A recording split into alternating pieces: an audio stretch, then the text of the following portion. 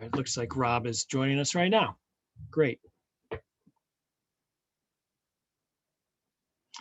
So I think I'm going to get started with just a few housekeeping issues to let everybody know how we plan to proceed this evening.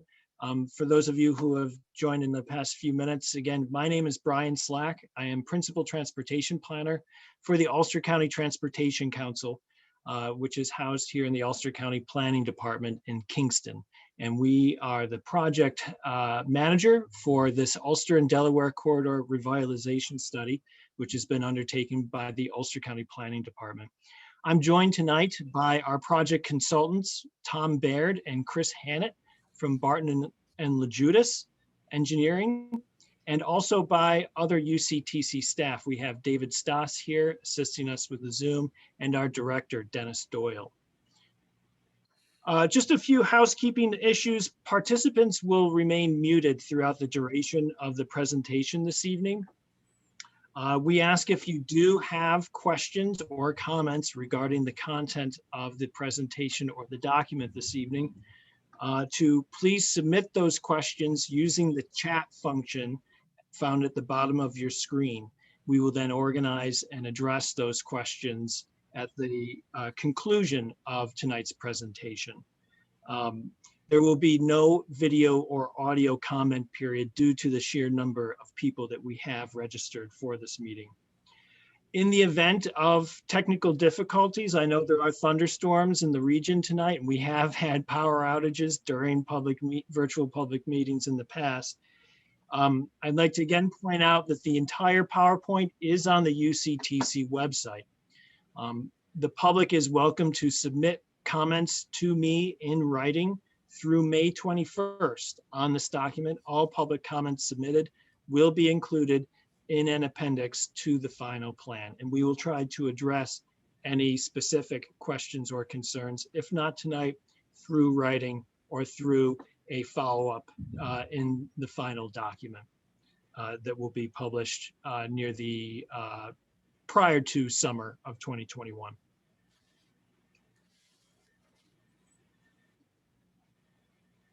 And again, questions should be submitted through the chat function and will be addressed at the end of tonight's meeting. I think we can begin to proceed. Why don't we move on to the next slide, Chris, if you wouldn't mind.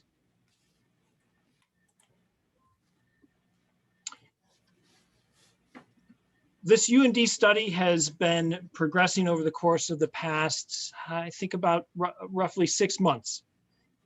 The Ulster, as I mentioned, the Ulster County Planning Department was the main project sponsor, and this has been a follow-up corridor study that has been anticipated for some time.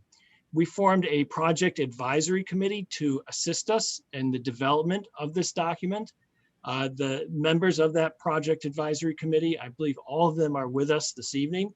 I'm going to name them off. Of course, there's the UCTC staff, David Stoss, myself, Brian Slack, and our director, Dennis Doyle.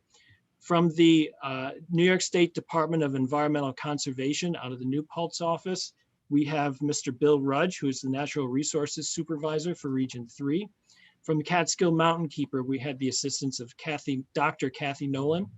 From the Olympic Regional Development Authority of New York State, Selena Gwendell and her staff have been assisting us. From Ulster County Department of Public Works, Senior Engineer Andrew Emmerich, and Environmental Planner Aaron Bennett from the Ulster County Department of the Environment and Floodplain Manager have also been advising us through this project. And finally, or not finally, but Kevin Smith from the Woodstock Land Conservancy, Chair of the Woodstock Land Conservancy. And finally, last but not least, Supervisor Robert Stanley of the town of Shandaken has been assisting us as well. At this point in time, I'd like to offer Supervisor Stanley a moment to welcome everyone to the meeting tonight and perhaps say a few words. Dave, can you allow Rob in? He should be in. I'm in. You're in. All right. Thanks everybody for showing up tonight. We appreciate everybody's comments and look forward to what you have to say tonight. But Town of Shandaken is really looking forward to getting this project moving along. I think we have a strong partnership, and this underutilized corridor needs to provide some economic benefit for our community. And I think this plan helps us at least take the steps towards developing some kind of economic benefit to utilize out of this underutilized resource. Again, with our partners at Bel Air and Orta, we certainly hope that we can capitalize on funding to provide the opportunities that will benefit all the communities, be it from Pine Hill down to Shandaken. I do have my own questions about feasibility of stream crossings, things like that, and I'm sure many of you do. But overall, the entire benefit economically and health-wise, I mean, let's talk about social distancing activities, everything we can do now under this new rule of social distancing and what we're trying to do to stay healthier. I really think this is going to benefit us in the long run as a whole community, if not as a region. So thank you all for showing up, and I look forward to hearing comments. Great. Thank you, Supervisor Stanley. And I did mean to mention, with over 15 years of public service in the town of Shandaken, Supervisor Stanley has been just a great asset for everyone throughout this process and quite a few other public improvement processes in the Catskill region and in the town. So thank you, Rob, for your service over the years. Thank you, sir. You're welcome. And at this point, I'd like to hand the floor over to our project team at Barton and LaJudas. Christopher Hannett is the senior project engineer who has been leading the charge on developing the draft report. For those of you who aren't aware, the draft report is available for download on the UCTC website, along with very detailed maps and drawings. At this point, Chris, the floor is yours. Please take it away. All right. Thank you very much, Brian. I'll just jump right in. So the purpose of this feasibility study that we had prepared is to document the challenges of converting this corridor into a multi-use trail and develop an understanding of the opportunities that a trail through this corridor could provide and assess the potential benefits to the local community. So this project was, of course, made possible through Resolution 488, which was unanimously passed by the county legislature in December of 2015. The resolution designated sections of the 38-mile corridor here for trail only and rail with trail. Of course, recently, one section of this trail was completed, or one section of this corridor was completed, the 11.5-mile Ashokan Rail Trail. And just under a mile of the corridor is also set to begin construction shortly within the city of Kingston, known as the Kingston Linear Park. So it's just the general blow up here of the corridor study from Galley-Kersey Road in High Mount to Route 28 in Big Indian. So overall, we did find that the corridor was generally intact. However, two bridges were noted out. That is at the Esopus Creek crossing and the Lasher Road crossing, both of which are within approximately 500 feet of each other at the eastern end of the project. And over the rest of the over 4.5 miles of the corridor, there were no major obstacles to that. So we also found there are logical, feasible, and frequent access points, no major environmental obstacles, logical construction phases, areas rich with lots of history and several interpretation opportunities are available. And you can easily connect to the future system to enhance future trail system on Bel Air Mountain and the existing Bel Air Mountain trail system at the ski center. We also did find that the remaining bridges can be rehabbed for future trail use, which is a huge benefit for the corridor constructability. So in the field, we collected GPS points for all physical features within the corridor. We assessed the stormwater management, environmental balancing, preservation opportunities, assessed the safety needs of the corridor, potential connections to public lands and community assets, again, structural assessment of the bridges, and potential benefit to the surrounding communities. So of course, since we are engineers, we like to draw pictures and diagrams to help us show what we're trying to convey. So here is a photo which shows some of the characteristics that we were looking for throughout the corridor.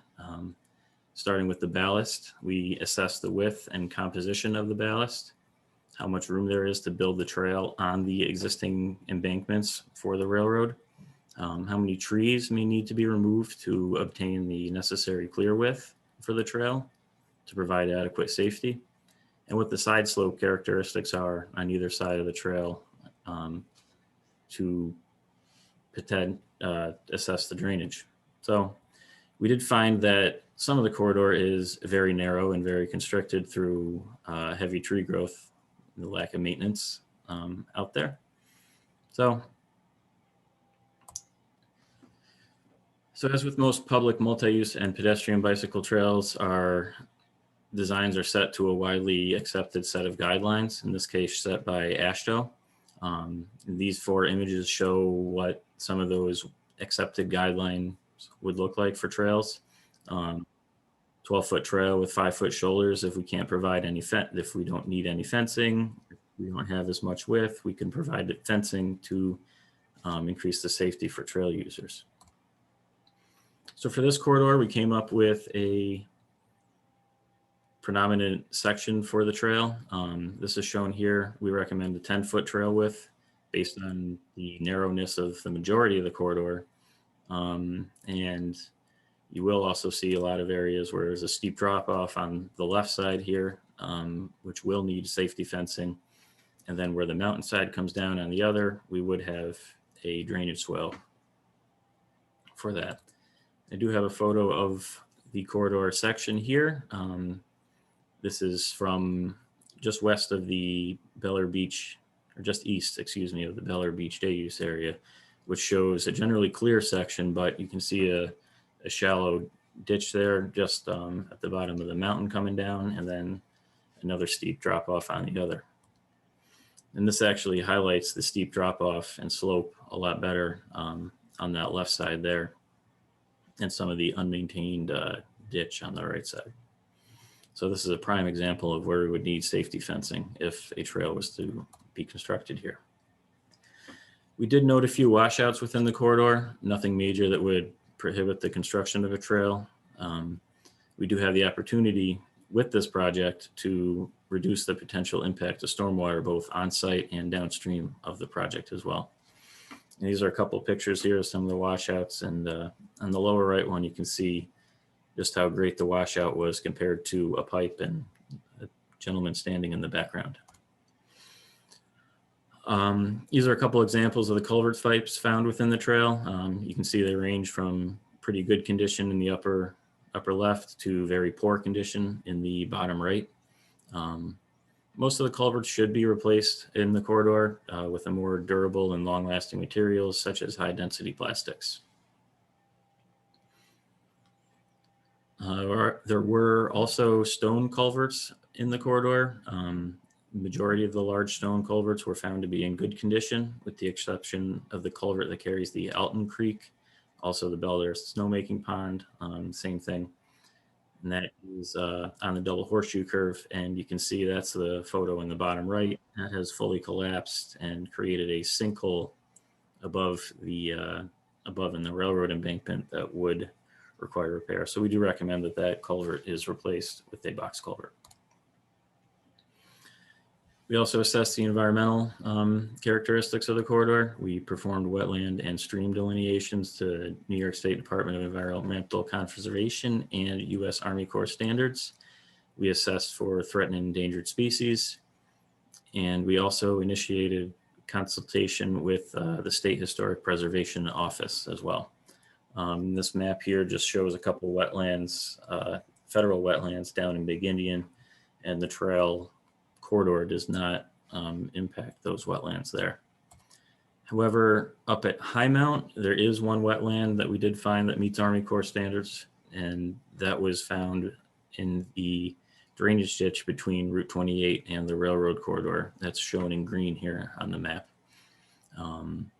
This is a low quality wetland. It's formed in a drainage ditch that is essentially turned into a wetland due to lack of maintenance, and the wetland has started to meander down the railroad corridor in the ditches there. So that would have to be taken care of during design. So we do have a list of anticipated permits and approvals for this project as a result of our environmental assessment. These are typical permits for the project of this nature and would not be difficult to obtain. So as far as the bridge structures go on the corridor, there are 4 standing bridge structures on the corridor and 2 other crossings where bridges once were. I'll go through this starting in the western end of the project at High Mount and work our way towards Big Indian. So in that direction, the first bridge that we would come to is the Woodchuck Hollow Bridge, or Hill Street Bridge. This is located just up the hill from Pine Hill. This is a steel girder bridge with stacked stone abutments and 1 pier. And this does provide a very narrow width and height for vehicles traveling on Mill Street. And up in the upper left, I don't know how clear it is on everybody's screen, but you can see a cornerstone for this bridge of 1896, which I think is pretty unique. So our recommendations for this bridge would be to reuse the steel girders right now, perform masonry repairs to the abutments and the pier, and install a new concrete deck with safety railings. Estimated cost for this work would be about $430,000. Moving on east, we come to the Giggle Hollow Bridge. We believe this is the most iconic and photogenic structure on the corridor. This spans the Giggle Hollow Creek and Giggle Hollow Trail. And this is accessed through the Beller Beach facility right now. This is, again, a steel girder bridge that's approximately 65 feet long and about 40 feet or so above the creek below. So similar to the Woodchuck Hollow Bridge, we recommend that we reuse the steel girders and perform masonry repairs to the abutments. Recommend a concrete deck here as well with safety railings, and estimate this cost to rehab at just over $500,000. There were 2 smaller structures moving further east. One of these structures was located just west of Lasher Road, and the other was located between the Esopus Creek and Route 28. For these structures, we recommend installing new beams and reusing the existing stone abutments there, performing the same masonry repairs that we had before, and a new concrete deck and railings as well.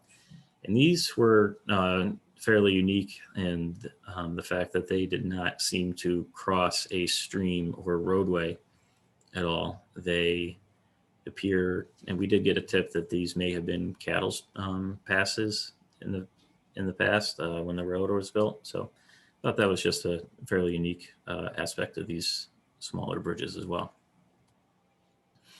Another smaller bridge, this is at Lasher Road. The existing stone abutments that are shown now restrict the width of Lasher Road to approximately 10 feet 6 inches. The superstructure for the bridge was actually removed to allow larger vehicles through that meet that width. So for this structure, we recommend we provided 4 different assessment or alternatives in the feasibility study. One alternative was to just put a new bridge, new superstructure on this right now for the trail to go over. But that would, however, return that shorter vertical clearance to this bridge. But we would maintain all restrictions on that one. We also investigated a full replacement, which would open up the roadway underneath for no restrictions. That would include new concrete abutments and a steel bridge. We also looked at putting in an at-grade crossing, and that would, of course, have no restrictions there either. And we also assessed one alternative where we would keep one existing abutment and reconstruct the bridge with an increase in height and width. These alternatives we do recommend are fully vetted during the design phase, and further details on the costs and the alternatives is found in the feasibility study. So the next structure and last one that I'll discuss is the biggest obstacle to crossing this, and this is at the Esopus Creek. So this previous 90-foot span steel girder bridge had a single pier and was critically damaged in 2011 by Hurricane Irene and Tropical Storms Lee. The girders, the east abutment, and the pier were later removed by the county to prevent further damage to downstream communities if this were to collapse. So the two photos on the left here show the bridge right after the damage was done by the hurricane. And on the right show the existing conditions today, where you just have the concrete abutment and then no abutment on the other side. So this corridor, as pretty much all communities down within or near the Esopus Creek, are located within a FEMA regulated floodway and floodplain. You can see on the red line here that represents the railroad corridor passing through right now, and the floodway is shown in the red and blue hatched area there. So, and this is just a blow up of the actual crossing of the creek here. And those two red lines represent where the old bridge was, the new within the floodway. Excuse me. So for this, we assessed two different bridge crossing alternatives. And for our preliminary assessment, we compared a 150-foot long truss bridge versus a steel girder bridge. Both these bridges have numerous benefits, pros, cons, of each type. So our cost estimates for the steel girder bridge, we estimated that cost at 1.8 million, and for the steel truss bridge at 3.1. Again, here's a couple examples of a truss bridge. Truss bridge, one of the pros to that is it has a much greater opening underneath for the water to pass through. As you can see, the former bridge that was there is very restrictive with that large center pier and those deep steel girders that were there. And then I also showed the Ashokan Rail Trail Bridge in Boyceville that was just recently completed, and that shows that crosses the same floodway in the Esopus Creek, and you can see just how much higher and wider that bridge is compared to the former Ulster and Delaware bridge on this corridor. So moving on, one, if not the most important aspect of this trail is the connections to the existing recreational facilities at Bel-Air Beach, the Bel-Air Ski Mountain, and the Bel-Air Mountain hiking trails that are adjacent to the project corridor. This map here just shows a little bit clearer detail of the facilities at Bel-Air Mountain. This map was taken right from the Bel-Air Mountain website, and it shows the hiking trails in and around the area. The rail corridor is highlighted in red here, and right in the middle there is the Bel-Air Beach, and the right, Bel-Air Mountain. And this is an image of the eastern half of the corridor from Bel-Air Beach down towards Lasher Road. And this is taken directly from the New York State DEC Shandaken Wild Forest Unit Management Plan, which was just finalized this month. And we were notified that implementation of their plan and their new trails will begin this year. The UND corridor here, the trail corridor, that would provide an important link, very important link to connect the new trails cut by DEC through this area. So all that's great, but if you don't have a way to park and access it from out of town, that would not be good. So We did identify 3 trailheads, potential trailhead locations in the corridor where visitors could park. One in High Mount, one at Bel Air Beach, and one in Big Indian. So the High Mount trailhead, we identified a gravel parking area that's right off Galley-Kersey Road here, where we could fit approximately 37 vehicles within the existing county right-of-way. So it is important to note here in this area that the Delaware and Ulster Railroad will maintain access to the double track and up to the compromise joint. This joint was agreed termination point between the railroad and Ulster County in the past, and it does provide the railroad enough room to bring their trains up to this area and switch directions of those locomotives. This parking facility could provide as a joint facility for both the trail use and the train use in this corridor.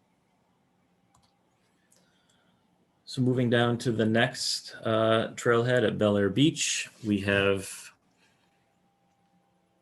3 parking layouts shown here in color with about 30 parking spaces in each lot. It's important to note again, only one of these parking lots would likely be pursued by the county here, but we did show 3 options here to just show the flexibility of the of this space and just provide potential options here and provide them to ORDA for their inclusion in their upcoming revision to their unit management plan as well. So in this this facility here, if used, would provide direct access to the trail corridor and the Giggle Hollow Bridge. The last trailhead would be down in Big Indian. There is an existing, at the existing town park, that would be the ideal location to stage all the parking for the vehicles. However, there is no direct connection between that park now and the existing U&D corridor without crossing over private property. So we do have one alternative here. Well, we do have 2 alternatives, I should say, that where potential trails could be constructed on those private properties if easements were obtained. There is another alternative where the trail could come out to Route 28 and make a loop and around, and that would be within the state right away and within the town.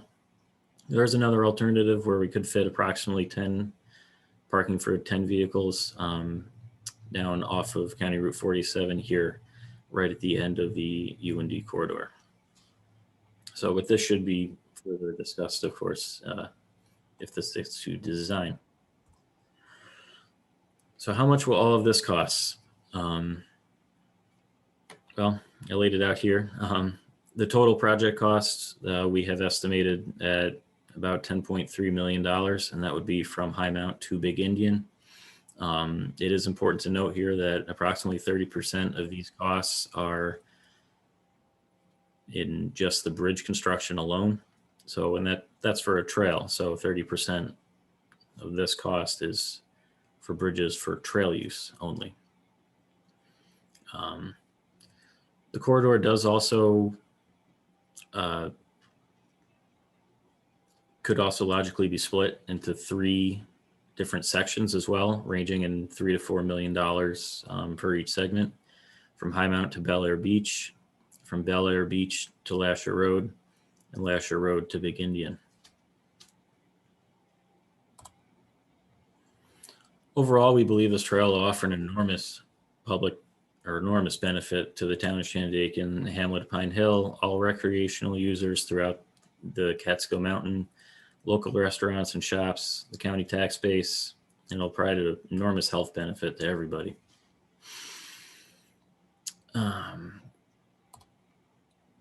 Again, just want to remind everybody that the full feasibility study, draft feasibility study, is located on the Ulster County Transportation Council website.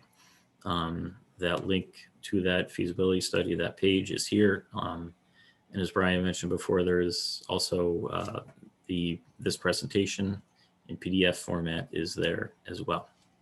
So with that, I'll turn it back over to Brian, and I believe we'll start the Q&A session. Yeah, great. Thank you very much, Chris. And again, I just want to reiterate that comments on this draft report can be submitted to me through May 21st. My contact information is listed on the screen. Please send them to me in writing. They can be sent either by email or in print if you prefer, by May 21st. A few other housekeeping issues. If you joined late, the entire presentation is on the project website that was just presented by Chris. Something I failed to mention in the beginning, Barton and LaJudas were the design engineers for the Ashokan Rail Trail and participated with assisting us with construction management as well. So they gained a great deal of experience in this corridor and familiarity with the communities and the area and the topography. And I think that's very much reflective in the content of this document. It's very comprehensive and thorough. The full recording of this presentation will also be made available on our YouTube channel, and that link will be posted sometime tomorrow on the UCTC project page for the UND corridor. Before we get into questions from our audience members, I did want to allow a few members of our technical advisory committee to say some words. While we're doing that, if you do have questions, please utilize the chat function to submit them now. But first, I'd like to welcome Mr. Bill Rudge to the floor. Bill is a natural resources supervisor for Region 3, New York State Department of Environmental Conservation. That's the New Paltz office. And he's worked for the department for over 36 years. And we were very pleased to have his assistance. He was very knowledgeable of this area, of the assets that are located in it, as well as the very complicated permitting process and the overall history of development in this corridor. Bill, thank you for joining us. Thank you, Brian, and I'd like to welcome everyone who's attending. I'm glad to see we got a good turnout. We're very excited about this project. As Chris mentioned earlier, I just want to emphasize that we've also been playing an integral role in management of the adjoining lands to the corridor, in particular the Shandaken Wild Forest. Many of you are aware that we acquired about 1,200 acres adjacent to the Bel Air Ski Center about, oh gosh, it's probably 8 or 10 years ago now. And we have incorporated that in most of those lands into either the Shandaken Wild Forest or the adjoining Bel Air Ski Center. And we recently completed a revision to the Shandaken Wild Forest Unit Management Plan that included developing a multiple use trail system on the Shandaken Wild Forest lands adjacent to Bel Air that would tie in to the Ulster County Trail Corridor that we're talking about today. We really think it's a wonderful opportunity to improve access to public land. And it also provides a diversity of recreational opportunities in the region. As many of you probably are aware, a lot of the trails on the department managed forest preserve lands are pretty steep. They generally are challenging climbs up the highest peaks in the Catskills. So having a rail bed corridor as an alternative for people to experience the Catskills, and in particular the forest preserve, we really think is a great complement to our lands. And we look forward to completion of this project and improving public access to the adjoining forest preserve lands. Wonderful. Thank you very much, Bill. We appreciate it. We appreciate your time and assistance throughout this project. Also with us tonight is Senior Research Director of Catskill Mountain Keeper, Dr. Kathy Nolan. Dr. Nolan has had an extensive and very eclectic professional life in the Catskill region and Ulster County region, including service on the Ulster County Tourism Advisory Board, the Ulster County Trails Advisory Committee, the Catskill Heritage Alliance, the Shandaken Community Gardens, and also, of course, as a member of the Ulster County Legislature. Kathy, please join us and say a few words if you'd like to. Thank you very much, Brian. I'm very excited about this project. We've been doing a lot of great trail work in Ulster County that has benefited the county.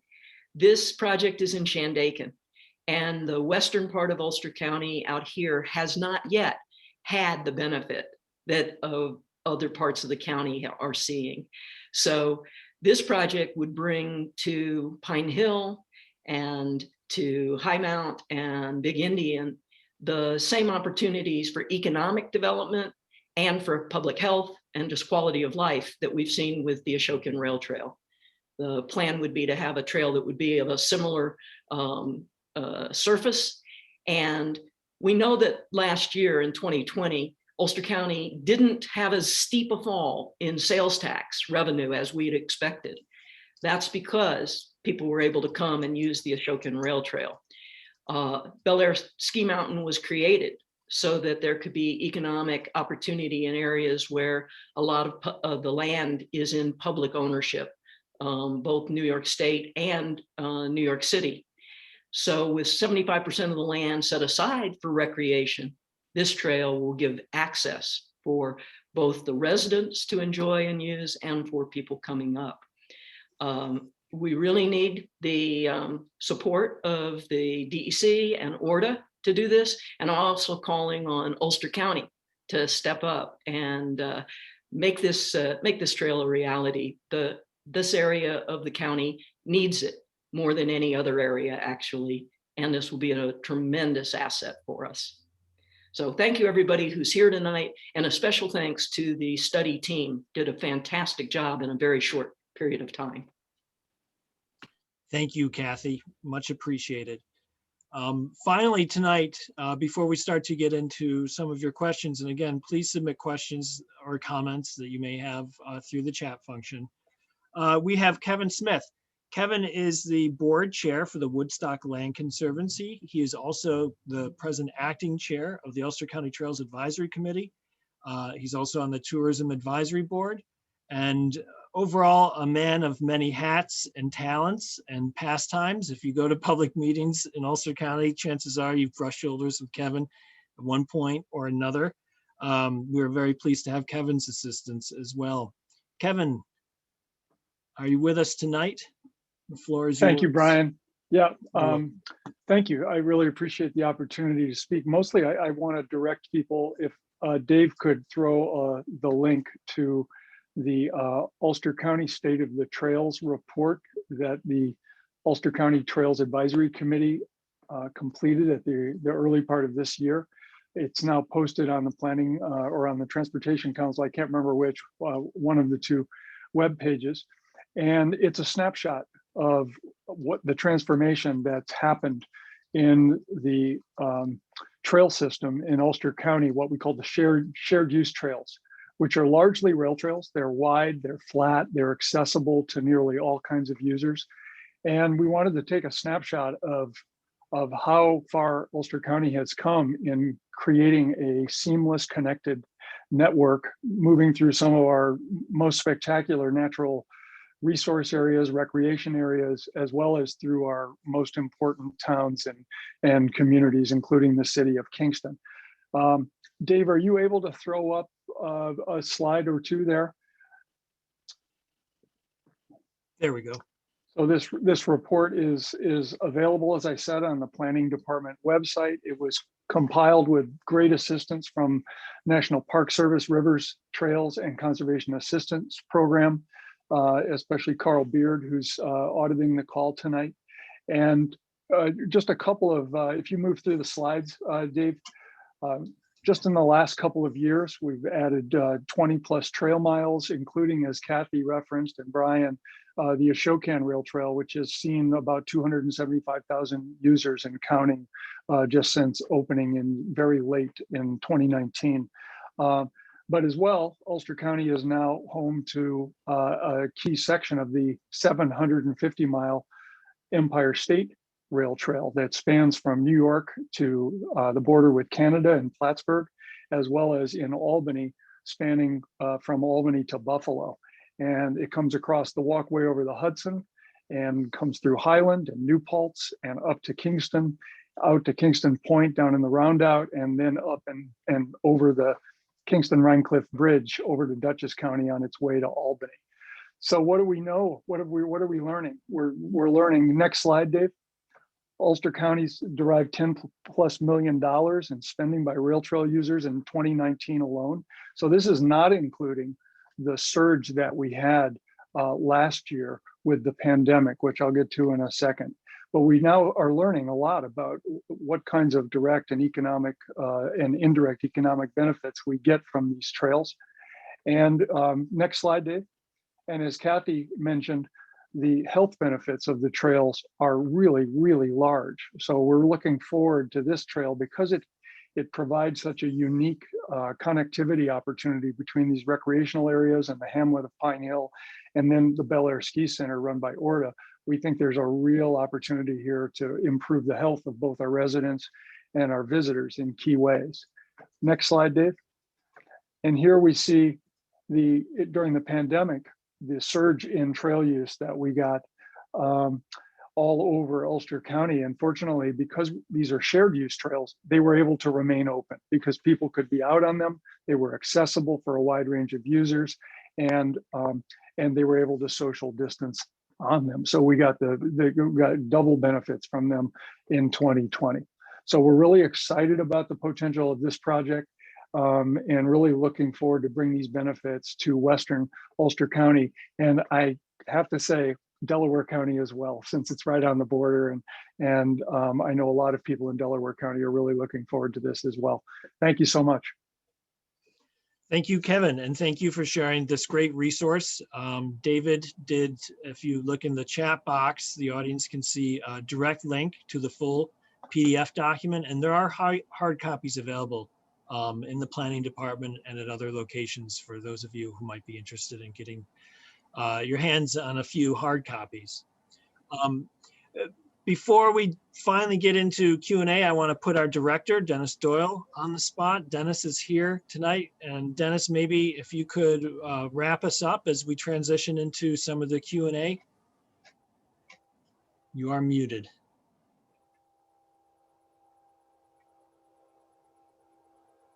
No, you're still muted.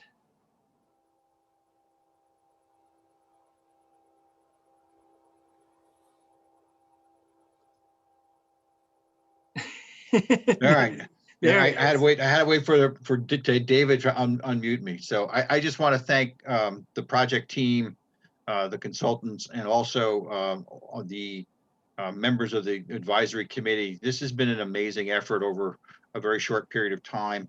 And it uncovered, I think, what we were going to see when we started the study was significant opportunities to connect large tracts of state land and an activity center in the western part of the county to a trail system, and sort of take those necklaces of jewels that are there, both in the Shandaken Park, the Bel Air Day Use Area, the Pine Hill Activity Center, and Bel Air itself, and string them together and connect them in a very logical fashion to unlock a significant economic opportunity in that corridor.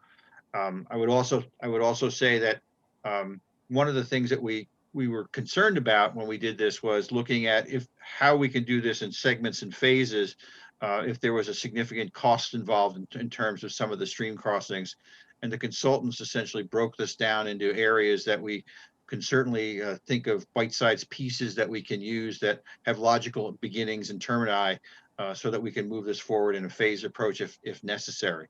I would want to thank everyone from attending tonight, and hopefully we can get to all your questions in the chat function. I would ask you to use them, and remind everybody again that the comment period extends to the May 21st, and they can be addressed to Brian Slack's address, or send it to the planning department via snail mail, and we'll make sure that those comments get included in the final report.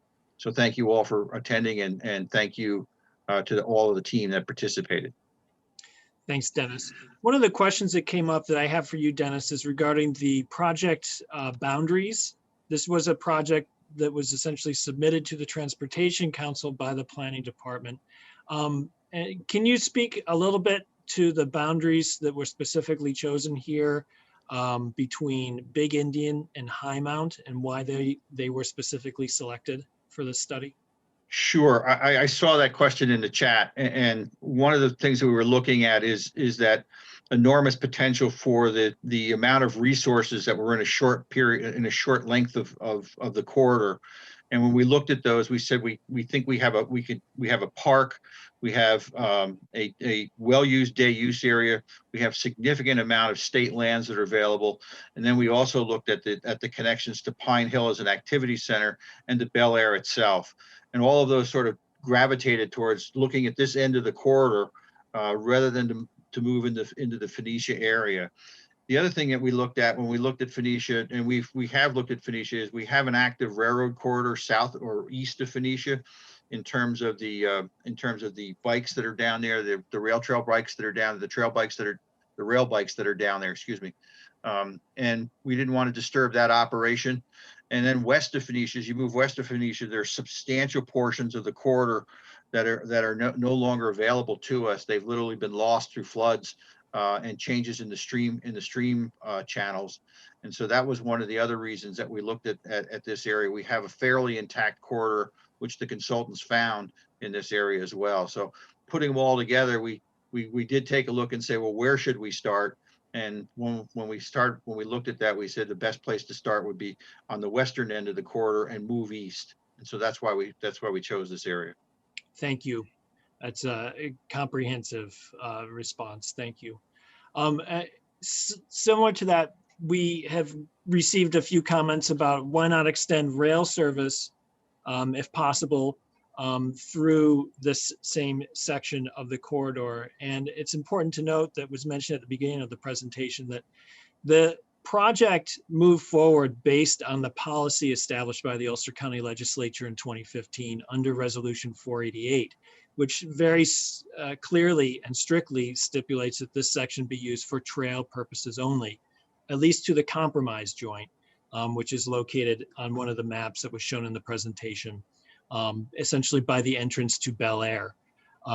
So the opportunity for rail service to that location is certainly there. We're all very hopeful that through working with the folks in Arkville that we can see tourist railroads returning to this portion of the corridor in Ulster County.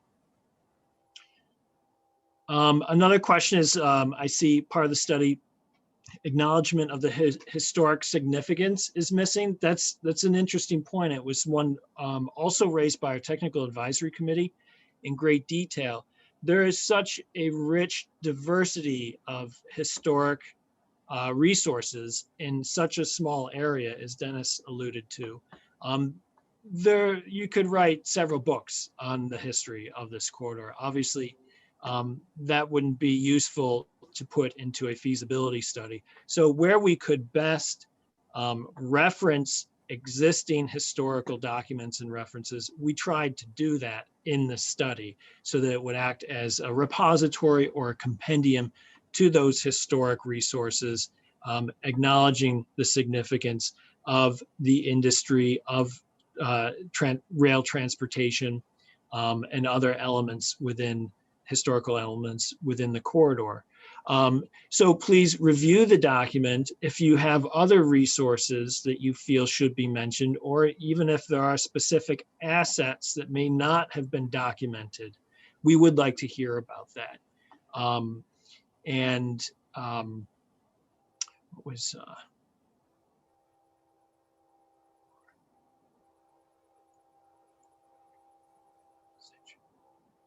I'm not seeing any other questions. Maybe if other members of the panel, if they, Dave or Tom or Chris.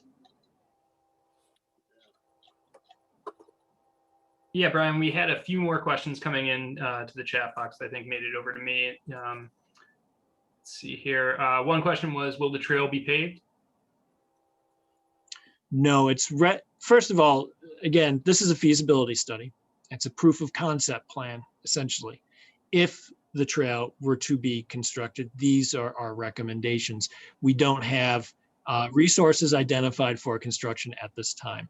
The primary recommendation is to do a compacted stone dust surface similar to that has been used, or the same that has been used at the Ashokan Rail Trail. Tom or Chris, do you want to say a few words on that surface? I'll do that. Thanks, Brian. Yeah, the surface will be very similar.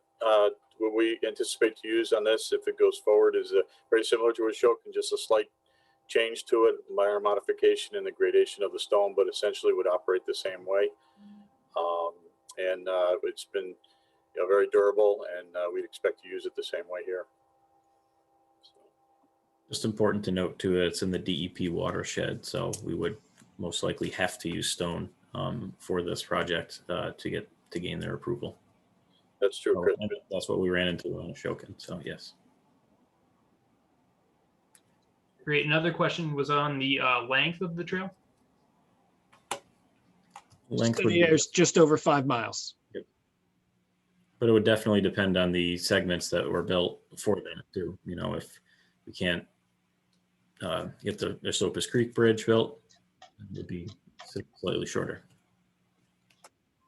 One of the key elements are the bridges, but Chris mentioned early on in the presentation that the Esopus Bridge is located at the eastern end, so it doesn't really impact two of the other segments and most of the third segment. So we can get majority of it built, even if the Esopus Bridge does lag a little bit behind because of its cost of that individual item. We can still get the trail connection made and then eventually get the bridge done when funds are available and are built upon. So one other thing that was mentioned was resiliency, and one of the opportunities here that we didn't touch on very heavy in the presentation, just for time management, is that the flooding downstream and the washed out culverts up on the corridor, we have the opportunity here to help with that downstream as well. All that water runs down through the various channels and into the watershed. We can slow that water down and help with the impacts of heavy storms downstream is a very important part of this project too. And with a feasibility study, we've determined that it can be done. The design portion of it will make it happen and show how it can be done and design it into the plans. And that's a very important thing for everybody's benefit as well. Great, thanks. Another question we had: what is to happen with the Railroad Museum and equipment at the Shandaken Depot? So I'll take that if you don't mind. The study doesn't go into that issue at all. It's confined. It's just between Big Indian and the Pine Hill High Mountain access point. So we didn't address any of those issues associated with the equipment or anything related to the railroad in the Phoenicia area.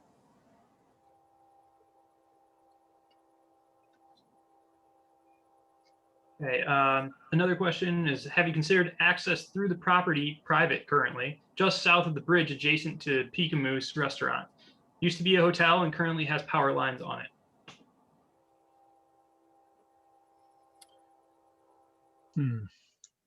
I think that may be outside the study area. Yeah, because that would be further east of the study area boundary. So the answer would be no, and the reason for the no answer is because it's outside the study area. Okay, another question. Big claims are being made for the tax base for tourism for job creation. A number of trails have been constructed in the county. Have there been any follow-up studies to verify the predicted benefits actually materialized? And I think Kevin spoke to that briefly. Kevin, you want to speak to that a little bit in terms of what we found out with respect to the various economic impacts of trails?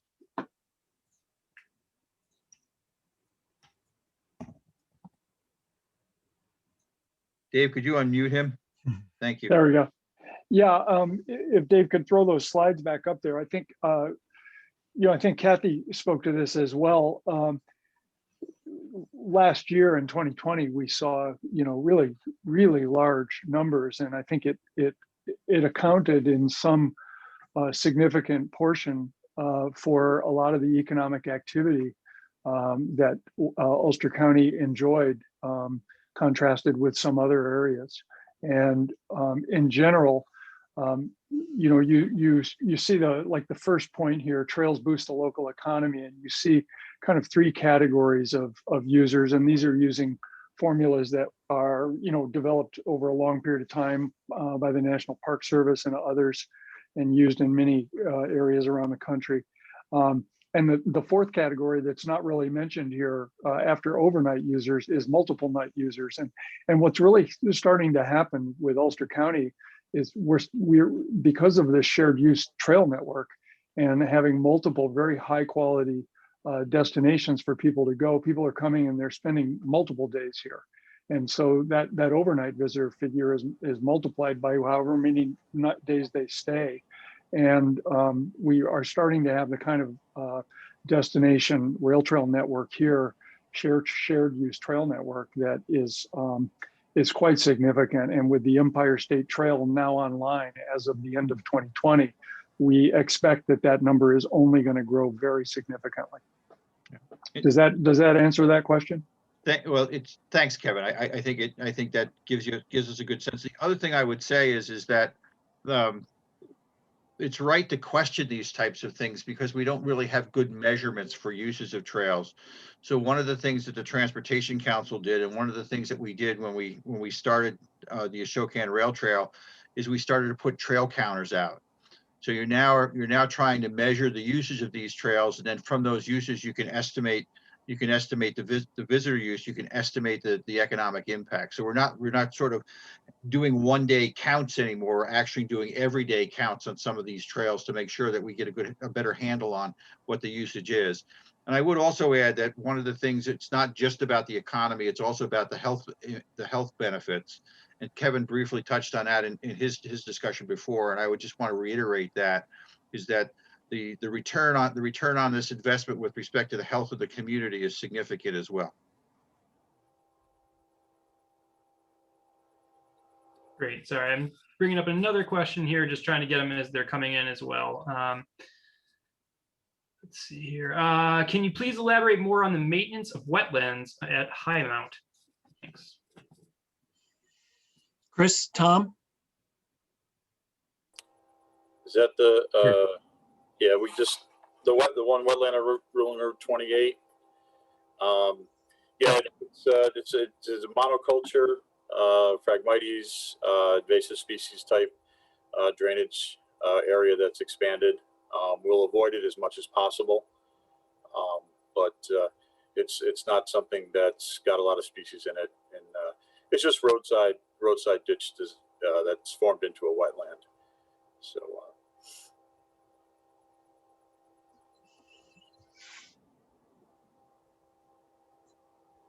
that's it on that. Thank you. Okay, another question was, I'd love to hear if any thought/work has gone into connecting the trail to housing. Probably the singular complaint I hear about the Woodstock Rail Trail is the fact that people have no access to it by foot, and almost all users must drive. I can handle that one, I guess, Tom. This railroad corridor was basically built into a mountainside on the Bel Air Mountain. So in terms of connecting directly to local houses, there are not too many locations where that's even feasible in this corridor. In some cases we're down slope like 100 feet, and it's at a very, very steep slope. So we wouldn't want to make that connection. And also, since this is a public trail, we would not want to install a path that, the public may think that they can go down to get somewhere and have that lead to someone's. By all means, though, I'm sure that if people were to walk onto the trail from a house, that would be perfectly acceptable in this corridor. And it was on the Ashokan as well.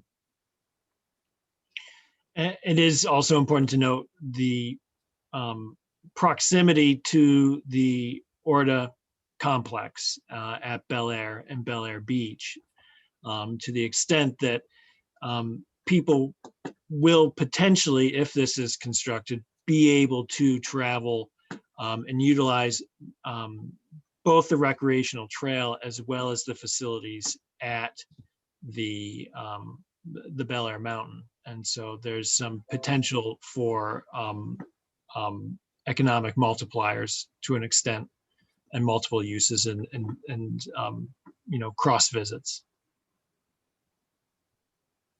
Okay, Rob Stanley has something to add to that. Sorry, one moment. Well, I just have to.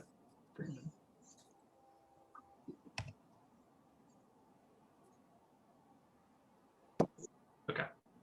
Yeah, it's only 2021 and I'm figuring out how to Zoom.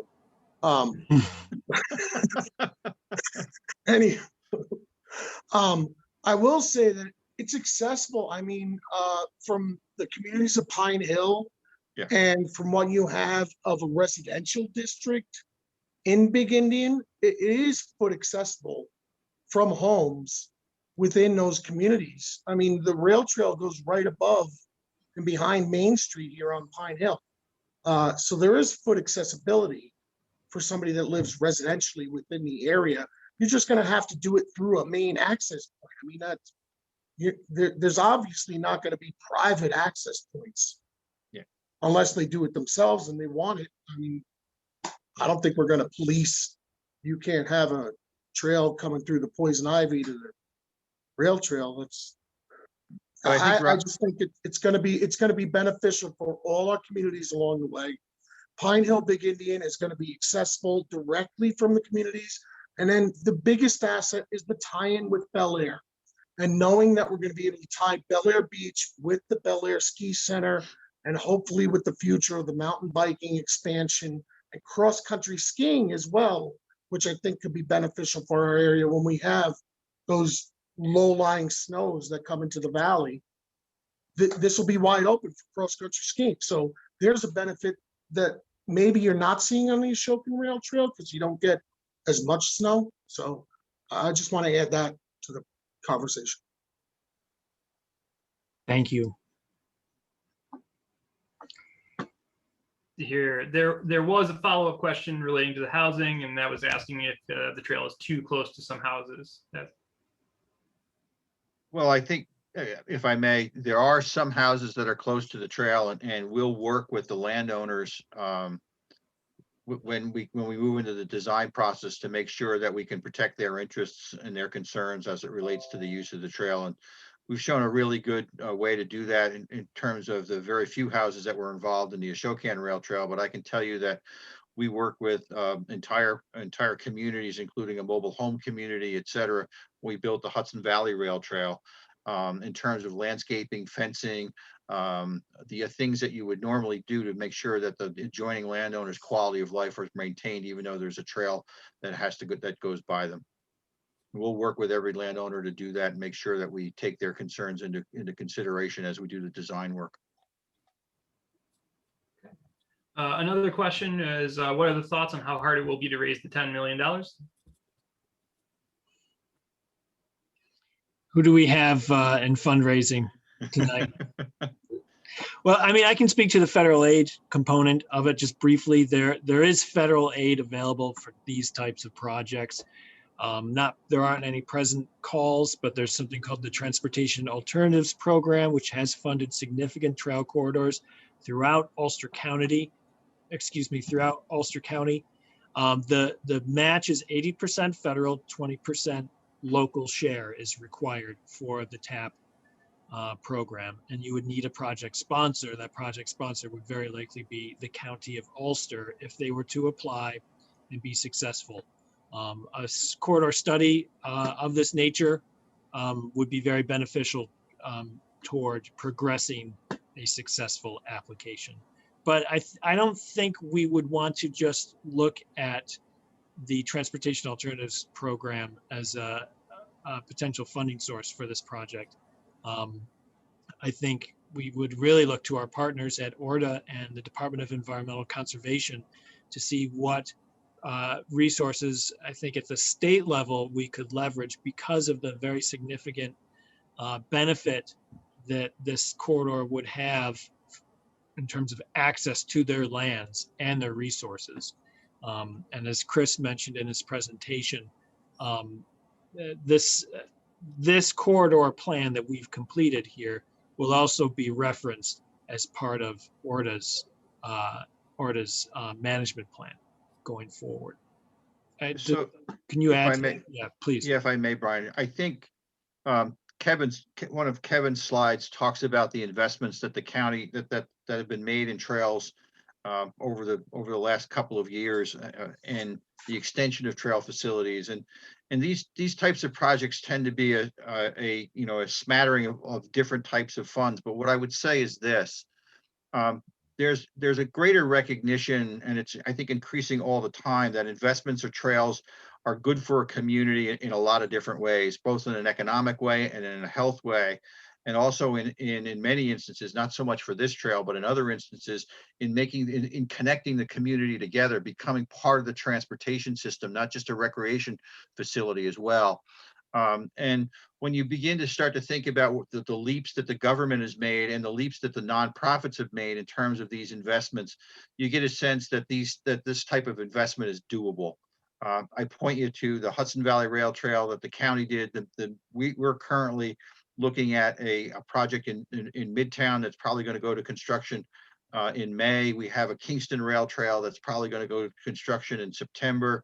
And we have the work that was been done by OSI in various communities, the most recently committed work and completed work from the Walco Valley Land Trust in terms of the improvements on the Walco Valley rail trail, the work on the O&W, the work that's being done in Ellenville with respect to the connections out of Ellenville, the county executive's New Deal program, which speaks Green New Deal program, which speaks about the importance of trails and the connections of trails and how to make sure that we connect them to low and moderate income communities. So all of this sort of speaks to the idea that there are multiple funding sources that can be brought into play to make sure that we can get something built. Great. Thank you. Okay, another question would be an outline for the timeline from feasibility study to completion. So that's sort of a next steps question, and I think it's an important one. I think the next steps question sort of says we need to essentially make sure that we have support for the feasibility study from all of our partners and all of the people in the community that would be impacted by the trail.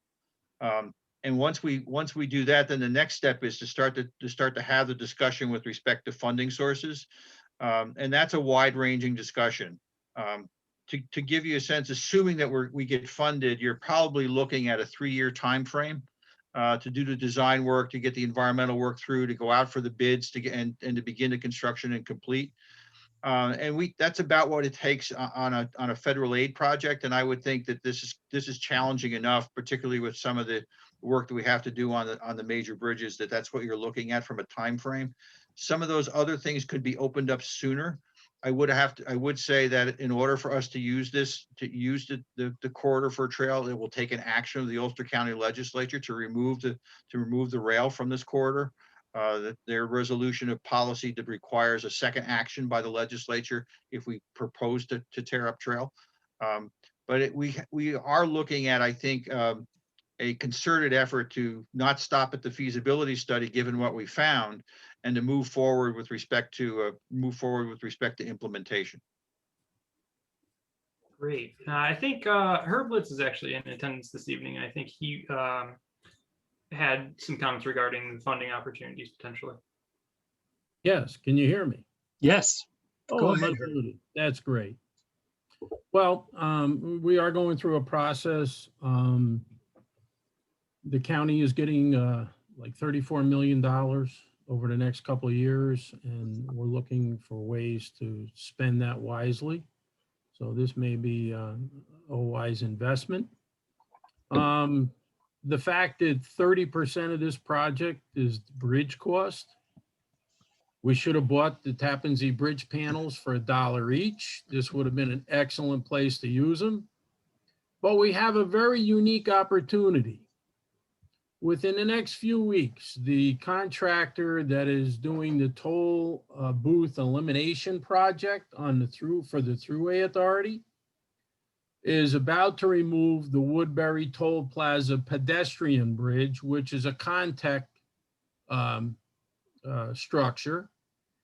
It's a two-span structure. One is 122 feet. The other one is 68 feet. I'm sure you can get it for a better price than either the 1.8 million or the 3.2 million for the truss. And it's plenty long enough to span if you use both sections. And reduce that cost down to, I mean, you'll knock millions off the cost of the project.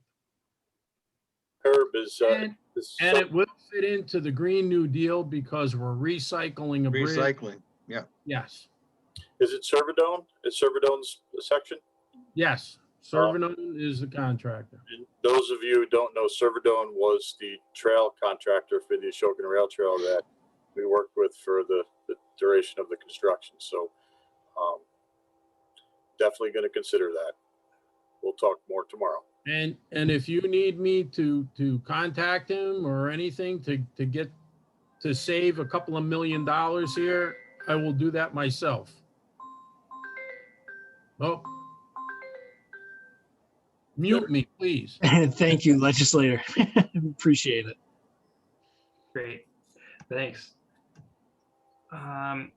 Okay, and I guess in a similar question, somebody did bring up the question if pandemic relief funds could be applied to the effort. I think that was the money that Herb was mentioning. Yeah. The dollars that the county is getting with respect to that. We haven't seen all the guidance with respect to those dollars yet, but the thought being is that clearly the trails played a role in terms of making sure that we got through the pandemic in a better fashion than we would without them. Great, thanks. Another question. There are many equestrians who trail ride and use portions of several rail trails in Ulster County. I did not see equestrian use included as part of the multi-use. Will it be excluded?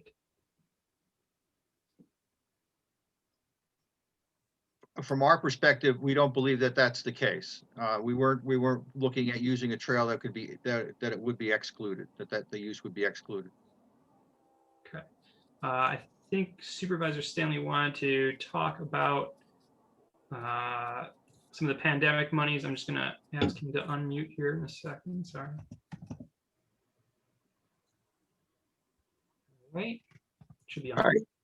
All right. I'd like to hear from, I don't know who's here to represent ORDA, but I'd like to hear from a representative for ORDA on what they can do financially and what they're looking to invest into this project in a partnership.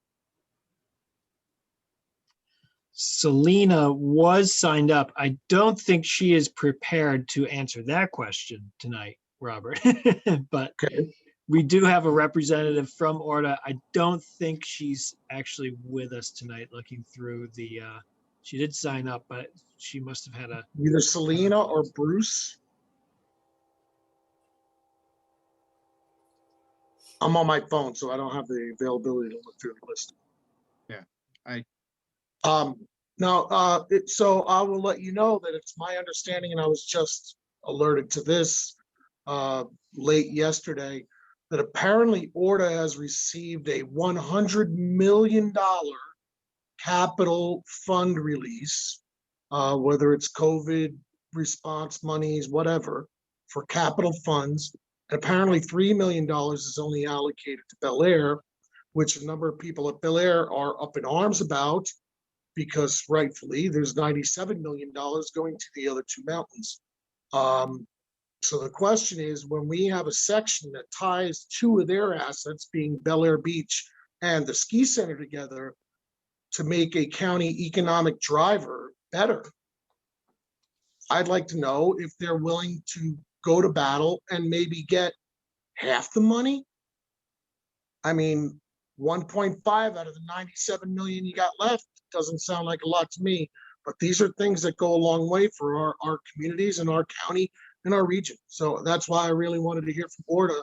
I just learned about this, and we will be following up with it as a town, but I'd really appreciate if the county could look into this as well. because we're not getting our fair shake here again. So, thank you. We'll promise to do that, Rob. Thank you for that comment. Rob, and I can partially address your question in that, as you may be aware, ORDA gets most of their funding through appropriation by the New York State Legislature. And they usually provide some direction as well as to how ORDA spends their money. And so I think if the most productive way for you to get ORDA involved in this project is through your elected representative.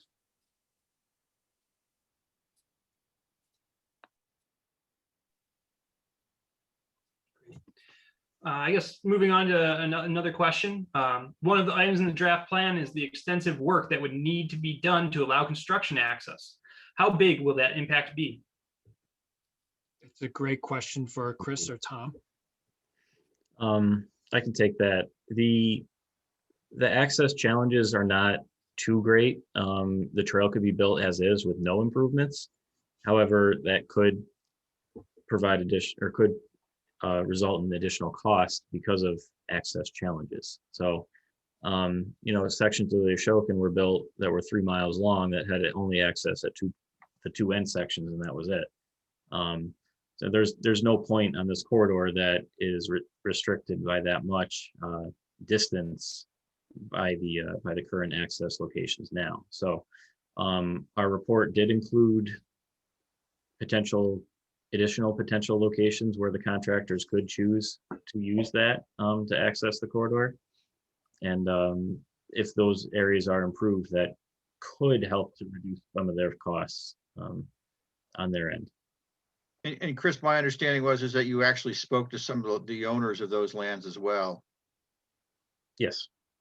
Yeah, one important thing to be assessed with that is there could be some minor improvements that are required to gain access that would reduce construction costs through the savings of access. So it's kind of a balance where it may cost the contractor $25,000 to create the access, but it'll save him $50,000 in construction time and materials. So there's a balancing act there that would be looked into very detailed in design to provide those opportunities and put them in front of the contractor as cost savings. So we've noted where those locations are and what the opportunities are for them in the study. And again, the point is that it is feasible and can be done depending on multiple ways of how you do it. So that's a great question and something that we definitely did look at. It was a big part of the Ashokan design as well, as Chris said. Okay, another question. This one's fairly specific, but we'll put it out there. As manager of the Big Indian Park, I have an issue with reserving the parking spaces for non-park users. At time, park activities require more than the current available spaces. That's a great comment, and I think what we would do is we'd look to try to see if that is the case. And I wouldn't say that you're wrong, but if that is the case, then what we would end up doing is we'd probably expand that parking around the park, working with the town to see where that expansion could be accomplished. And we also identified a small area for parking off of the county route as well. Yeah, we fully recognize that it's a bit of a logistical challenge at that location. And I think we're all familiar with it and visit it in the summertime and know what a real jewel and treasure it is. And it would not be as simple as just plopping an extra parking lot adjacent in one of those green spaces. There's definitely some more forethought needs to go into figuring that access point out, if that's the case. And I would also say that we've worked with this within the confines of parking demand on the Ashokan Rail Trail, where we had to meet the demand for the trail at the same time, making sure that some of the access for fishermen had to be preserved as well. And it gets into a signing issue and an enforcement issue, and that's what we did in the Ashokan Rail Trail to make sure that the fishermen still had access, even though that there was the trail parking was provided in the same location. Yeah, and it was preferred access too, so they maintain that. Yes. Dennis, I'd also add that you enforced parking outside of the designated trailhead areas at Ashokan as well. Yep. I know there were some parking issues along some of the minor roads there, and other pull-off areas. So that was a question that was actually sent directly, was how is parking going to be enforced, in residences. So good. Okay, another question. Has anyone reviewed the initial cost projection for the Ashokan Rail Trail versus the final costs, which were much higher? Do we have any assurance that that won't happen here? I'm not aware that the Ashokan rail costs were much higher. We came in under budget with respect to the Ashokan Rail Trail costs, and finished on time. So I'm not aware that there was an issue in terms of what the legislature approved for the cost of the trail and what we actually spent.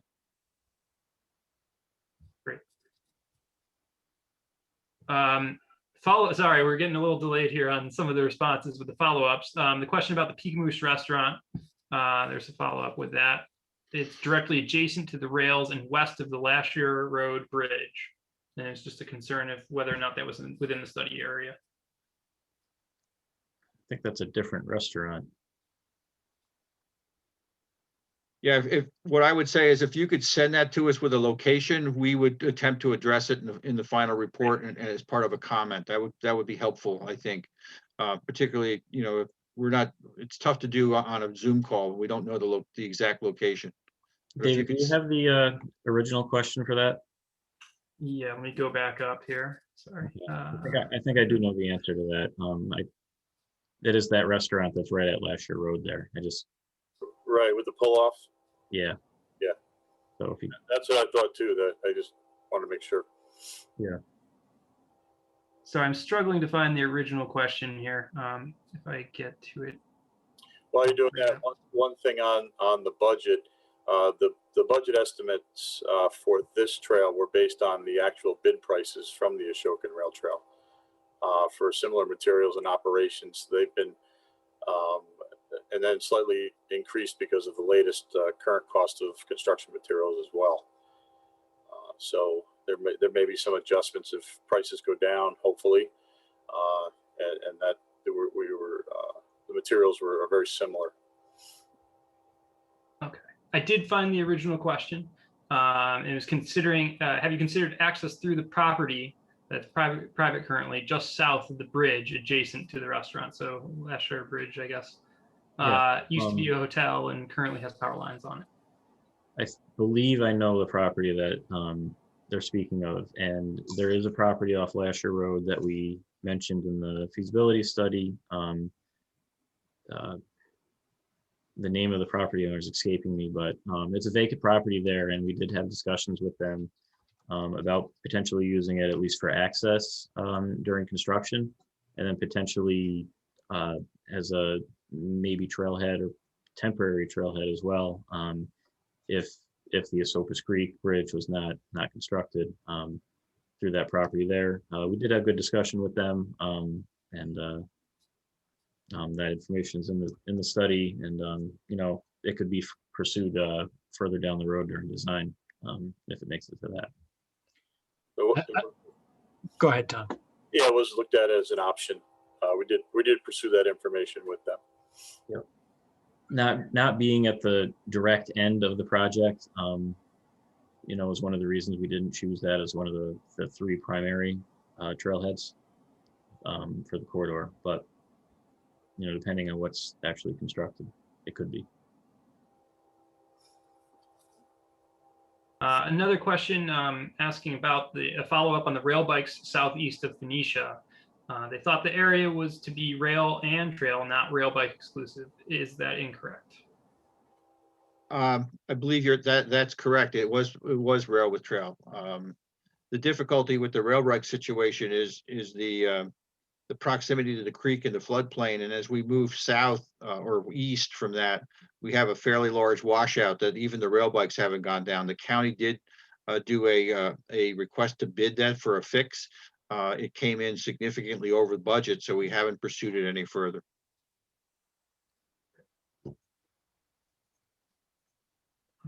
Okay, another question is, what have the maintenance costs for all these trails totaled up every year? Emergency services and police calls? Of course, the Ashokan Rail Trail opened in the fall of 2018. So there isn't a great deal of annual maintenance cost data to refer to. I wonder if we could talk a little bit about trail rangers. Maybe Kevin, and the volunteer agreement that was reached with Ashokan. It's something, it is similar to this question.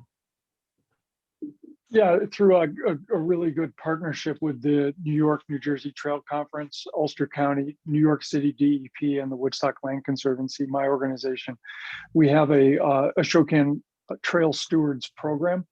And it's a program that's largely staffed by volunteers who are trained up to understand the nature of the Ashokan Rail Trail, which is kind of particular because it's running through terminal, reservoir lands for the New York City water supply.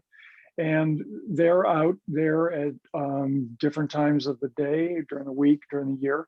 And they help be our eyes and ears out there, as well as engaging with users of the trail to help them if they need anything, and advising them what the rules are. And then as well, our stewards are oftentimes alerting us to issues that have developed on the trail. We've had, even though the county took out thousands of dead and dying ash trees before the trail was finished, we've had so many more since then, and our stewards alert us to the fact that there's blowdown, where that is, what milepost it's close to. We have other stewards who are actually trained and able to go out there and remove small blowdown, and if we're not able to handle it, then we alert the planning department and the Department of Public Works, and they will come out with a truck and with power equipment and take care of it. So I think stewards are great ambassadors, and we get really good feedback from the trail users about their interactions with our stewards. It makes for a much better trail experience. And the Ashokan, for people who haven't been out there, has been really successful in terms of how people treat the trail, and it's just a constant process that we are happy to engage in. Does that answer your question, Brian? Well, it did. It's a parallel, and I do want to get to the heart of the question, which goes to maintenance costs. And as I said, the trail hasn't been open for very long, but there are maintenance costs. The trail stewards are sort of the tip of the spear, and they let us know when there are those specific problems, if a fence is busted or things of that nature. The trail service has held up very well since construction. Dennis, and I know that I don't want to quote a number, but I know DPW has a number that's in their budget for trail maintenance. And where we have built trails in other locations, we have relied on the communities in which those trails are located to sign maintenance agreements. So the county has put up the initial capital, and then the community, because there's a community benefit to the trails, has put up some money with respect to the maintenance of the trails over time. And those are through a variety of arrangements, including arrangements with nonprofits such as the Walkell Valley Land Trust, where the community owns the trail, the land trust does the maintenance on the trails, and what Kevin just mentioned with respect to the stewards program, which completely reduces the need for a police presence on the trail. And we also have a safety management plan for the Ashokan Rail Trail. But there's no question about it that you need to think about what long-term maintenance costs are, and it's usually on a per mile basis. I don't want to quote a number because I don't know what they put in, but it's probably between $2,500 to $7,500 a mile on an annual basis for long-term maintenance of a trail. If I could just say that I think all of this speaks to the importance, if you're going to do a project like this, to do it right. And that's something that we really see at the Ashokan, that because it was designed so carefully and the same kind of attention to detail of where the drainage issues, that were really significant drainage issues that had developed over decades of time in that section of the corridor. I think, is it Tom or Chris, was it 43 culverts that had to be repaired or replaced in addition to the two bridges and the Butternut Cove, the wing wall collapse at Butternut Creek? Yes, that was pretty close to the number. Yes. Yeah. And you see it, because that kind of care was taken, the trail is very durable. The other thing I would say is that we need to recognize that this is a county-owned asset right now that's significantly underutilized. And rather than essentially let it sit and not be used at all, or essentially continue to deteriorate, to invest in this type of asset makes good sense.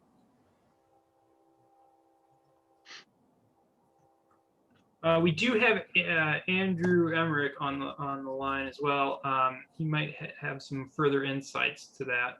I'm going to ask him to unmute here, if he wishes to speak. If not, he did submit a comment to me, which was DPW has money in the capital plan for trail maintenance and biannual inspections for bridges and culverts. Yeah, I thought that was the case. Okay. Let's see here. We do have a few more questions here. The trail plans are being carried out under a county legislature vote from a few years back. What happens if a new decision is made by the legislature? Well, I would say that the legislature would control whether or not they're willing to invest money in a trail and the use of their own land. So if the legislature decides that there's a new policy that they want to put in place, there will be a new policy in place. Okay. Let's see here. You are doing this along the Catskill Mountains Scenic Byway. This byway is approved by the NYSDOT Scenic Byway Program. This is an asset to what you are doing with funding potential. More of a comment. Good comment. It's a great comment, and it's something we can use in looking at fundraising. Thank you. Let's see here. Do we know if the new Route 28 bridge over Esopus and Birch Creek could support, is it wide enough for the trail, if the Esopus bridge cannot be an option?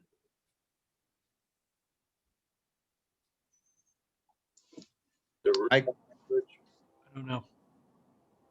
You would have to go down on 28. I think there's standard shoulders on 28. We didn't look at that, but I think there probably is a standard shoulder width on 28. And I suspect that most of the bridges we've seen from NYSDOT have a standard 4-foot shoulder on it. 28 is carried an 8-foot shoulder for a lot of its length, but not up into the mountains. So I would suspect that they built a 4-foot shoulder. But even with a 4-foot shoulder, it's not a 5-foot. I hear. Herb, Go ahead, Herb.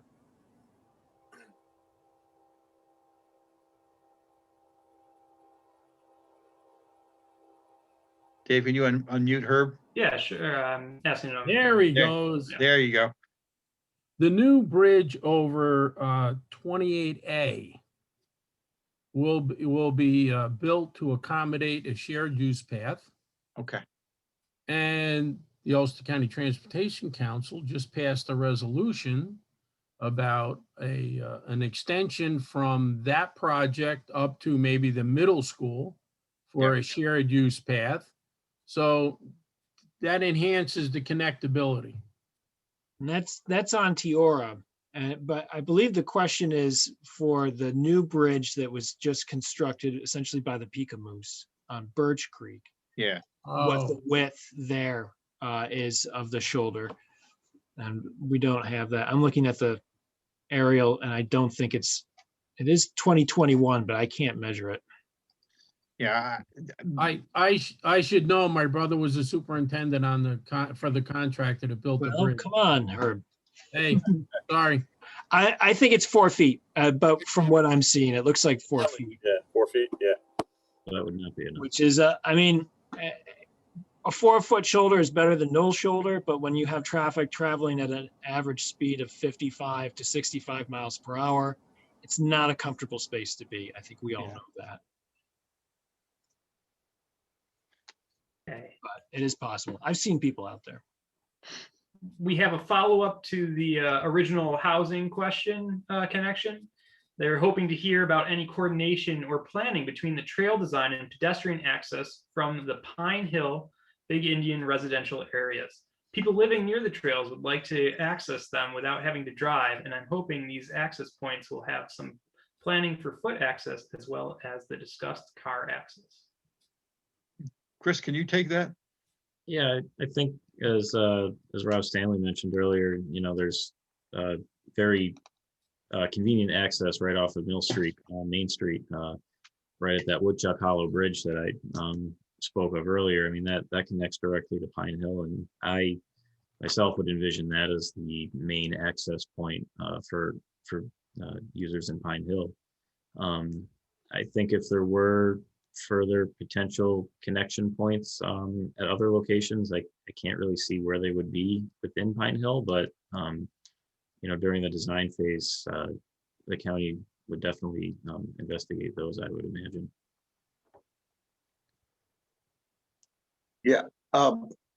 Can I add? Please. Am I unmuted? Yes. Yep. Go ahead, Rob. Okay. Yeah, there's not a lot of residential properties that really abut the rail line along this corridor.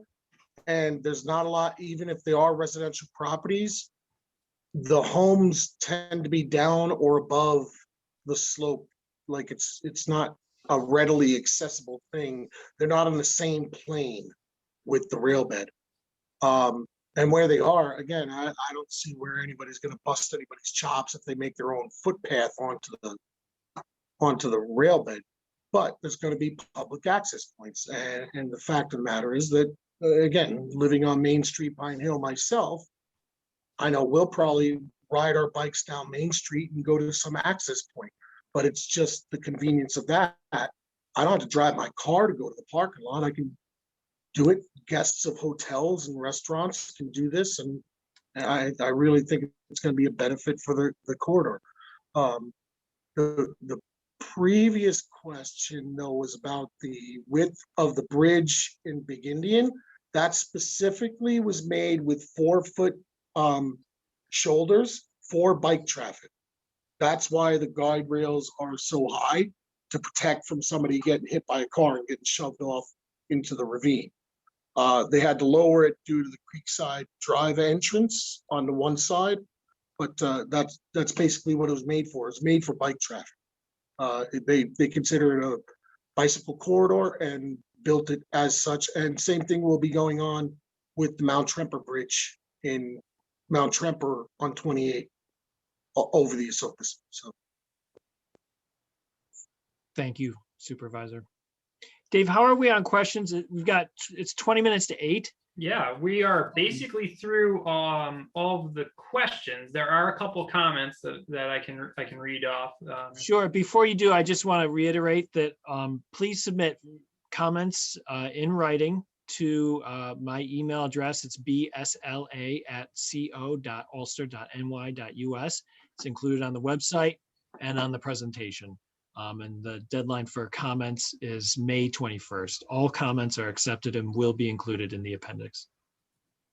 David, I actually got a couple questions here. Oh, just great. Directly early in the presentation. One was, what's the plan for ensuring that parking is prevented in residential areas where there are no parking lots? You know, I think that would be investigated further during design, but and handled similarly to how Ashokan was when there was the huge influx of people. So another was how is the trail maintained, and who ensures the trail stays clean of human litter? I think we kind of touched on that already a little bit with Kevin's response with the Trail stewards. with the volunteer efforts and everything. That would have to be put in place. I think it would be wise to put a solution like that into place if this were constructed. Yep, similar, and I would imagine the DPW would do the maintenance for this as well. Let's see, what are some of the issues that have come up regarding usage on the existing corridor, and how have they been mitigated? Not sure what issues have potentially come up on the corridor now as far as use. Dennis? Yeah, what I would say is this, is we tried to anticipate the issues that would come up, and we put those things that we could anticipate into operational plans, so that there was an operational safety plan that went into effect in terms of how to work with the law enforcement community, adjoining fire companies and fire departments, the DEP police. So there were several sets of meetings and an operational plan that was submitted and agreed to. And those are the types of things that you begin to start to think about, that you try to anticipate where your problem areas are, where your challenges are. And then you write in a memorandums of agreement, or you make sure that all of those responders, the first responders and other things are on board with that, and you work out how that's going to operate. And so we've had a fairly, I think, successful launch of the Ashokan Rail Trail, and it's certainly the crucible of heavy use we've gone through. The largest problem we faced, quite frankly, was parking at the trailheads. And that had to do with the fact that there wasn't enough room, and we had a significant amount of uses. So during peak days, there's problems, but other than that, we haven't had a significant amount of issues arise. And I think surprisingly, with some exceptions at the trailheads, there's been little amount of litter on the trail at all, and being able to be handled by our trail stewards.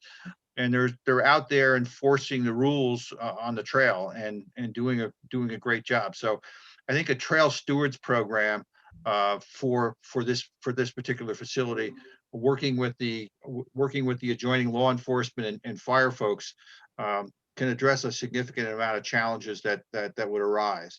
We've had very little incidents of trespass here, and where we thought that we'd have trespass, what we did from a design perspective is actually install fence and landscaping, so that it was difficult to trespass. And where we had one instance where we did have people that were parking on roads and trespassing, we ended up putting additional fencing in, additional landscaping in, additional signing to sort of beat back that informal trespass that was going on in a very early response. So we'll do that, to make sure that the adjoining neighbors and neighborhoods are protected while still giving them adequate access to the trail. I think that's key right there, Dennis. You said it's an early response. I mean, we can't plan for how everything's going to be utilized. So early response is key. That's good. Did have another one question: is the price per square foot or other measurements the same as spent around Boyceville? And I'll just say that, since we did have all that knowledge on the estimate and the costs from Ashokan, we did apply that directly here. So it is about the same. This is actually a little bit more just because of that additional bridge cost, because there are more structures on this, but yes, it is about the same.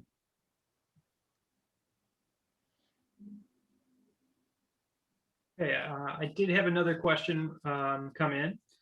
The maps appear to show the trail system coming out of Bel Air. It intersects the rail corridor east of the horseshoe curve.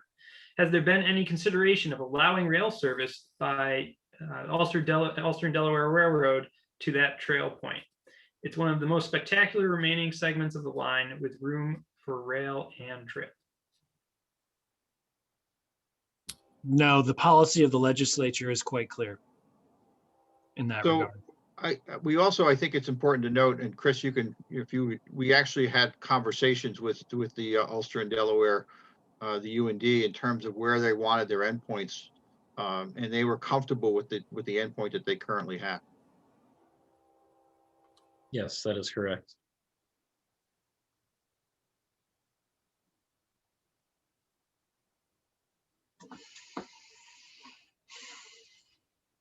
Dr. Nolan, Kathy had a question, comment. Could you unmute Kathy, Dave?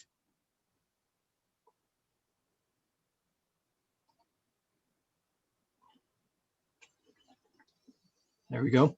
Thank you.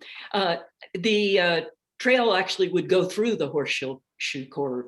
And so one of the things that would happen here, as has happened at the Ashokan Reservoir, is that a section of this beautiful corridor that has been talked about for all its historic significance will now be available to the public again. And so the public can go there and we can interpret that area.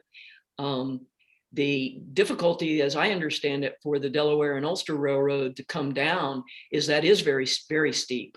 And so getting down to it and then back up would be prohibitive for them, is the message we're getting. But to open it up for the public and let the public get in there is really important.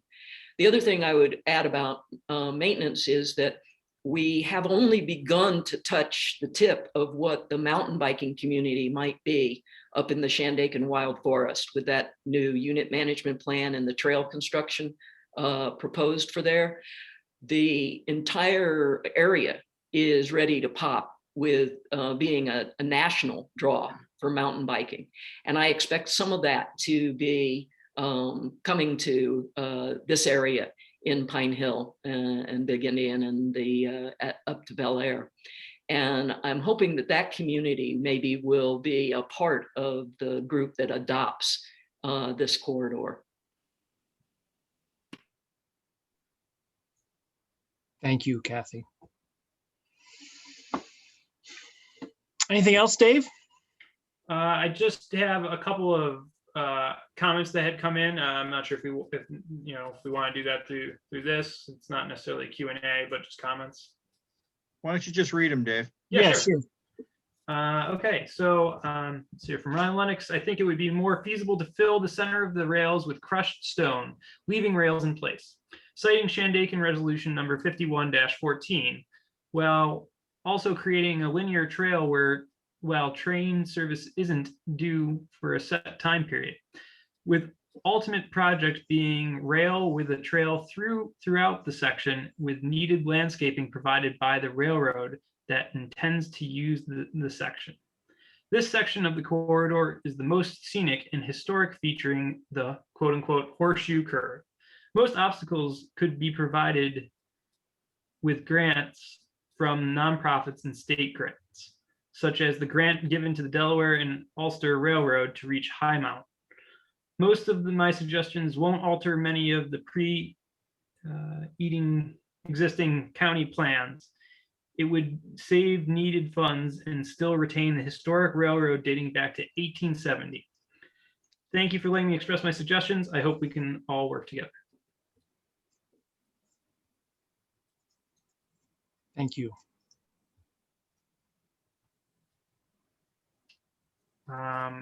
Another one we had came in. I saw in the detailed report that the authors had located all the old mile markers. They say, quote unquote, the historic bluestone mile markers, K37 to K41, were all found within the railroad corridor. Markers K40 and 41 are tipped over or leaning on its side and will need to be reset. This is slightly inaccurate. Mile marker K40 has fallen over upside down and slid downhill onto my property. I know this because I had a boundary survey done last year, beginning of 2020. Before the county resets the marker, I would like to be notified before the work happens. Thank you for that. Certainly if it's on your property. Yep. Definitely. Let's see here. Another comment regarding the Delaware and Ulster Railroad. The comment that the Delaware and Ulster Railroad is happy with the endpoint they have is not actually the case.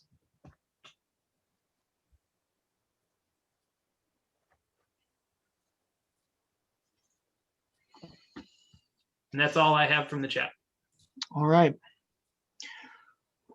Well, it's coming up on 8 o'clock. We do have about, I think we should shoot for 8 o'clock closing.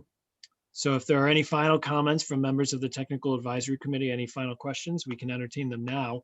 But again, would like to just reiterate, please submit comments in writing to me at my email address on the project website. You can share the YouTube link. If some of your friends could not have made it this evening, please share the recording of this meeting as well as the presentation and the draft document. Any other final thoughts before we sign out? There was one final question that was asking where was the photo taken for Aaron Bennett's background. And that is underneath the Giggle Hollow Bridge by the day use area.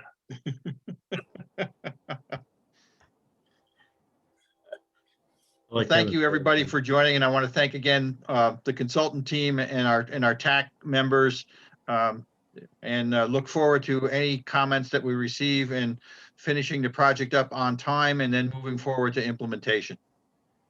That's right. Thank you again Thank to you. all of our members from the audience and our technical advisory committee, and of course, our consultants at Barton and LaJudas, Chris Hannett and Thomas Baird, and David Stoss for pushing the buttons tonight.